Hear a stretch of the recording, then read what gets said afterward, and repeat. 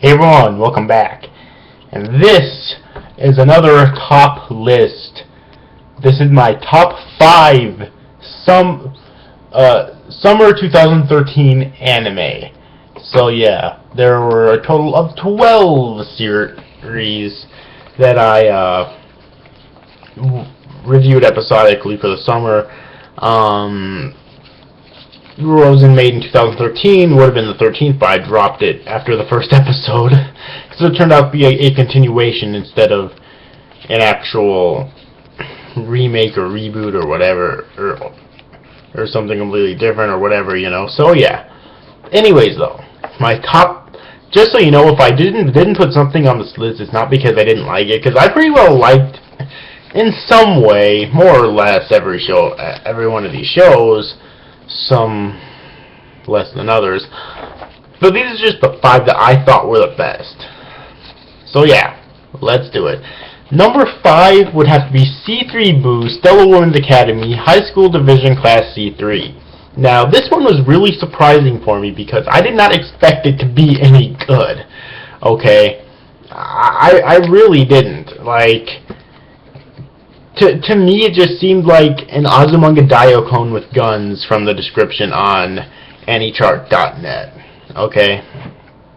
I'm honestly not kidding there either. However, I was pleasantly surprised.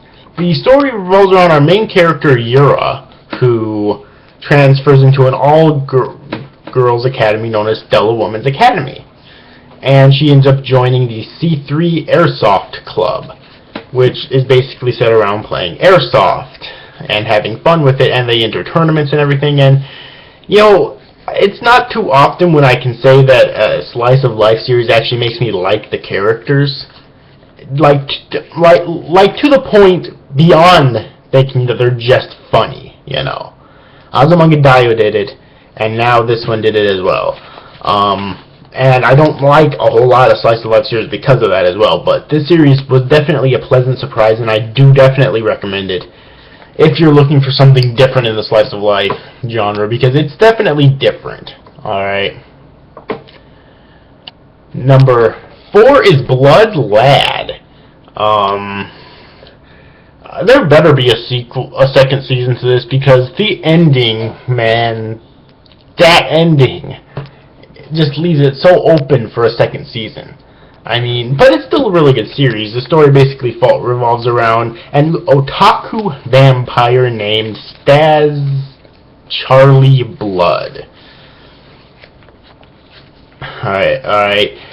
And he loves anime, he loves manga, and he loves video games. One day, a human girl named Fuyumi, and he loved lots of other things about the human world as well.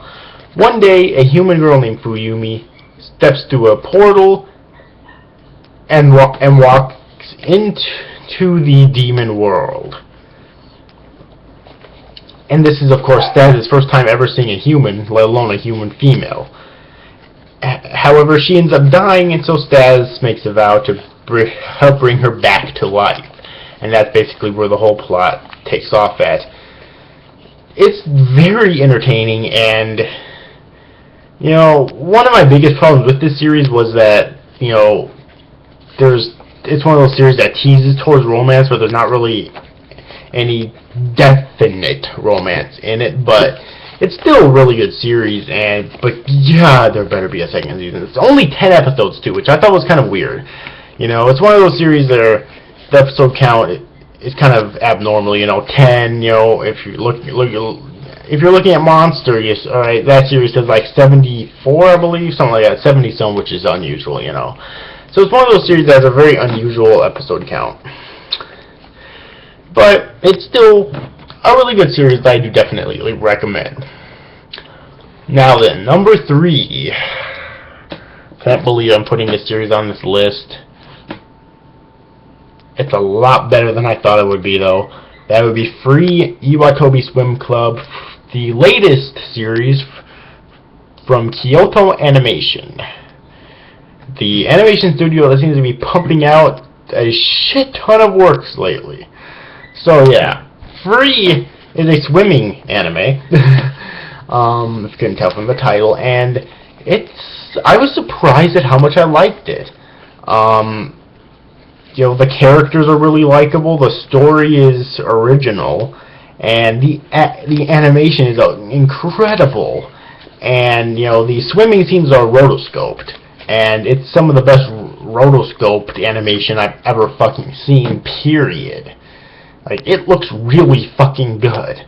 Alright, so yeah. So I would definitely recommend Free. It's only 13 episodes, and for what it's worth, it is really good. Number 2 is Daybreak Illusions. So, following in the trend of Madoka Magica, which I still haven't watched yet, by the way. You can shoot me now.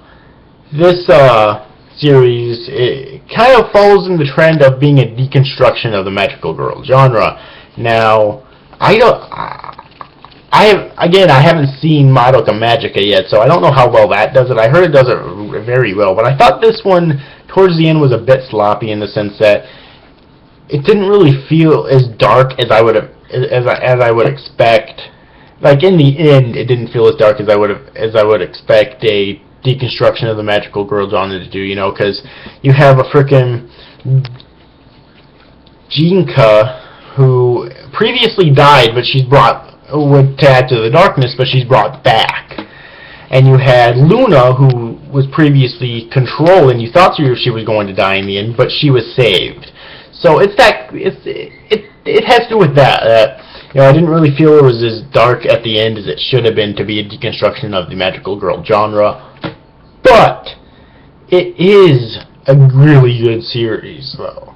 Despite that, and it's still a deconstruction, and for the most part, a damn good one.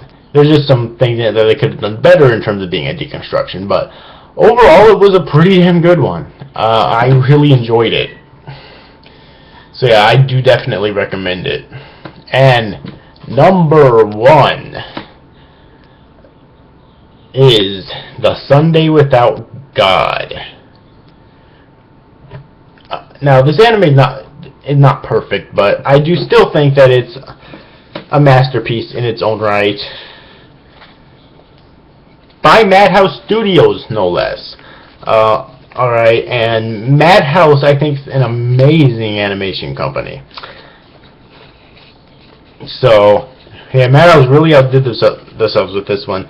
The story of this one revolves around a world where 15 years before the start of the series, the world was abandoned by God. Pretty deep shit right there. However, this is because, you know, heaven and hell supposedly were too crowded with souls. So he abandoned the world, so people didn't age, people couldn't be born, and people couldn't die. Alright, however, before he left the world with one final miracle, which was the Gravekeeper, because whenever someone's supposed to die, they just get up and become a zombie, basically. However, the Gravekeeper travels the world and buries the dead so that they can finally rest in peace. And our main character, Astine, is the daughter of a Gravekeeper, but that's where she's an abnormal Gravekeeper. She's the daughter of a Gravekeeper and a human, but Gravekeepers aren't really human, though. The common myth around Gravekeepers, which until her and her mother was said to be true, is that they're not really born. Nobody knows where they really come from until the episode where we meet the birthplace of the Gravekeepers. And they don't really have emotions either. They don't really have family or friends. They're just there. And I and her mother are really the only two that we're led to believe that aren't like that, you know.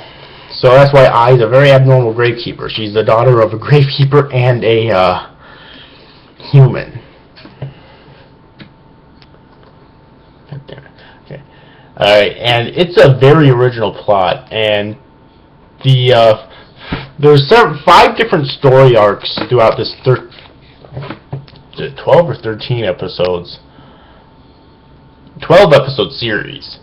And the second one and the last one are probably tied for my favorite ones. because especially the end episodes were amazing, and this series just impressed me so much. Like, Studio Madhouse has done it again with another amazing series, and I definitely recommend this one. As out of the series that I watched for the summer, my favorite, one of them, out of the 12 that I watched all the way through. So that is my number one, The Sunday Without God. Now, like I said before, just because I didn't put series on this list doesn't mean that I didn't like them in some way. I pretty much liked, at least a tiny bit, everyone that I put on here. Or, I mean, everyone that I watched. Yeah, of course, everyone that I put on here. But everyone that I watched. But these were just, to me, the 5 absolute best ones. So, yeah. Anyways, overall, hope you enjoyed this video, guys. These after you guys. Thanks for watching. Bye-bye.